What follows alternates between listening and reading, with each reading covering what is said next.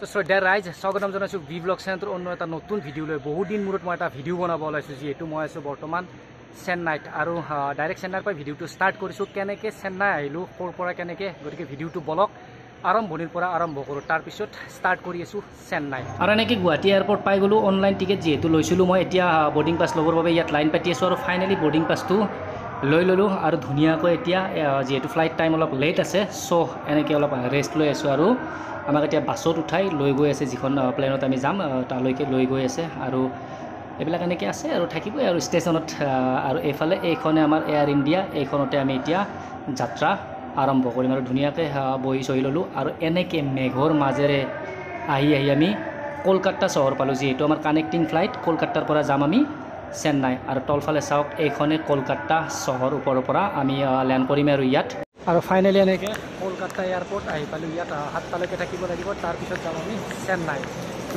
আৰু এই কলকাতা এয়াৰপৰ্ট এতিয়া কলকাতাত আমি ৱেইট কৰি আছোঁ যাবৰ বাবে আৰু ধুনীয়াকৈ ফ্লাইটত বহি ল'লোঁ যিহেতু ইয়াত ৰাতিয়ে হ'ল চ' লাইট চাইট ফ্লাইটত অফ কৰি দিছে এনেকুৱা লাগিছে যেন মানে এলিয়েন আহা কিবা স্পেচ মানে তেনেকুৱা টাইপ লাগিছে ভিতৰখন লাইট অফ কৰাই এনেকৈ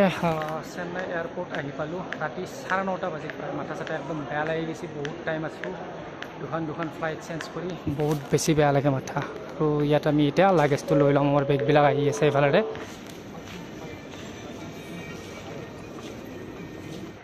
আৰু এনেকৈ আহি পাওঁতে বহুত বেছি ৰাতি হৈ গ'ল মানে পুৱাতে প্ৰায় 1টাই বাজিল সেইকাৰণে ভিডিঅ'টো ভাবিলোঁ দিনত পুনৰ ষ্টাৰ্ট কৰি দিওঁ বৰ্তমান মই আছোঁ এইখিনি ঠাইত এইখনে হোটেল আৰু ধুনীয়া এটা ভিউ আৰু চাৰিওফালে ধুনীয়া এটা ভিউ ইয়াত এনেকৈ আছোঁ বৰ্তমান আৰু যিহেতু ৰাতি আহি মানে খোৱা লোৱা ভালদৰে নহ'ল যদিও অৰ্ডাৰ কৰিছিলোঁ সিমান এটা মানে ঠিক নহ'ল সেইকাৰণে ভাবিছোঁ ৰাতিপুৱাই অলপ ওলাই যাওঁ ইয়াত যিহেতু বিল্ডিঙৰ তলতে মানে এইখিনিত গ্ৰীমছ ৰোডতে মাছ বজাৰ আছে সাগৰৰ পৰা চিধা মাছ ইয়াত আহে ডাঙৰ অলপ মাছ চাছ লওঁ ধুনীয়াকৈ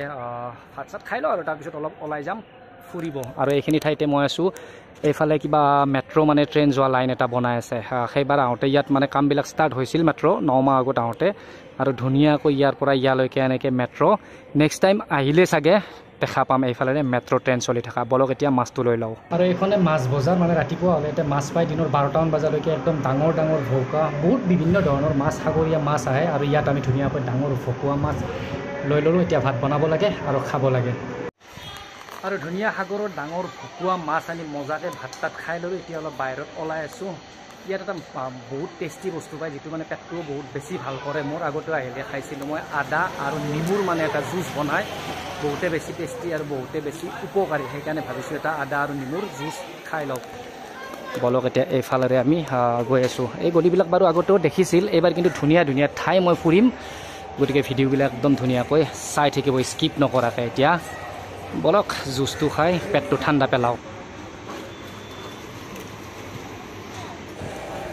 আৰু ইয়াত আহিলে এটা বস্তুৱে ভাল লাগে ইয়াত মানে হিন্দু মুছলিম কিবা জাতি ধৰ্মৰ কোনো চিনে নাই মোৰ পিছফালে এইখন ল'ব লাগে বিফ কৰ্ণাৰ ইয়াত বিফ পায় আৰু এইফালে আগফালে চিধা গীৰ্জা আৰু সেইফালে এটা মন্দিৰ আছে 100 মিটাৰৰ ভিতৰতে মানে 100 মিটাৰৰ ভিতৰত এইফালে মন্দিৰ এইফালে মাজত গীৰ্জা আৰু সেইফালে মছজিদ ইয়াত মানে গোটেই কোনো ধৰণৰ মানে হিন্দু মুছলিম কথাই নাই এইটো বহুত বেছি ভাল লাগে ইয়াত আৰু এইটোৱে অটো ষ্টাণ্ড গোটেই মানে এটা মই ভ্লগ বনাম কেনেকৈ ক'ৰ পৰা আহি ক'ত নামি ক'ত ৰুম ল'ব লাগিব আৰু ক'ত কেনেকৈ থাকি মানে এপ'ল' হস্পিটেলৰ ওচৰত মানে থাকিব পাৰি গোটেইখিনি ধুনীয়াকৈ শেষৰ দিনা এটা ভিডিঅ' বনাম বাৰু চালে আপোনালোকৰ বহুত বেছি উপকাৰ হ'ব আৰু আমি যিটো ৰুমত আছোঁ তাৰ পৰা সেই গলিৰ পৰা ওলাই আহিলে মোৰ পিছফালে গোটেই এইবিলাক হোটেল ইয়াতো খাব পাৰিব আৰু তাত বনোৱা গোটেইখিনি সুবিধা দিয়ে বাৰু আমি বনাই খাই আছোঁ আৰু এইফালে এখন এপ'ল' হস্পিটেলৰ ৰাস্তা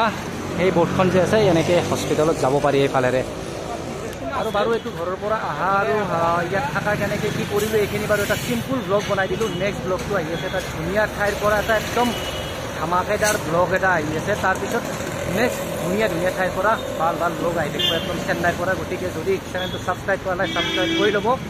বেল আইকনটো দবাই ল'ব যাতে নটিফিকেশ্যনটো পাই যায় কাৰণ ধুনীয়া ব্লগ বনামে ইয়াৰ পৰা এবাৰ মানে ভাল ঠাইৰ পৰা